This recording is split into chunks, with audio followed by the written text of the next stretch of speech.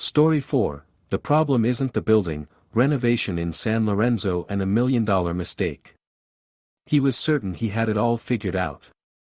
An architect from Northern Europe, with a flawless portfolio, awards stacked up, Excel sheets down to the decimal, and a team that calculated every detail. He arrived in Rome to lead the renovation of an old complex on the edge of San Lorenzo, former barracks they wanted to transform into an art cluster, a new community hub, a beacon of progress and energy. The funding came from the EU, the deadlines were brutal, and the pressure was unrelenting. Trouble started right away. Local activists were upset, neighbors grumbled about the noise, historians protested the demolition of original walls. But the real issue? The project just wasn't coming together. Something about it didn't feel alive. It was correct, but lifeless. Like the building itself was pushing back. One evening, after another round of fruitless debates, he stayed behind at the site, alone. His phone was at 3% battery.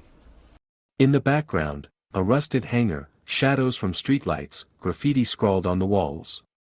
He sat on a crate and pulled out a pencil. Not to work. Just to think. He started sketching, not facades or cross-sections, but people. How they'd walk in. How they'd glance around. How they'd sip coffee by a wall. He drew a boy kicking a ball across the gravel. A woman leaning against a column, waiting for someone. As he drew, it hit him, something simple. He'd been designing a building, but not a life. This place. It was alive. Rough. Unpolished. Real. It didn't need reconstruction. It needed to be listened to. The next day, he scrapped everything. The old renders, the presentation, the model. He brought the curators a stack of his late-night sketches and said, "Let's start here. With the human." At first, they thought he'd lost it.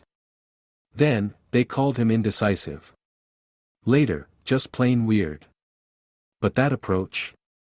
It became the heart of the project. Now, his studio gets invited back to Italy, not for their style, but for their ability to feel a place. Not through pixels, but through the hand. Through a sketch. Through silence. Check out lessons on Italian sketching techniques and quick drawing in the profile and video description. Eduard Kichigin.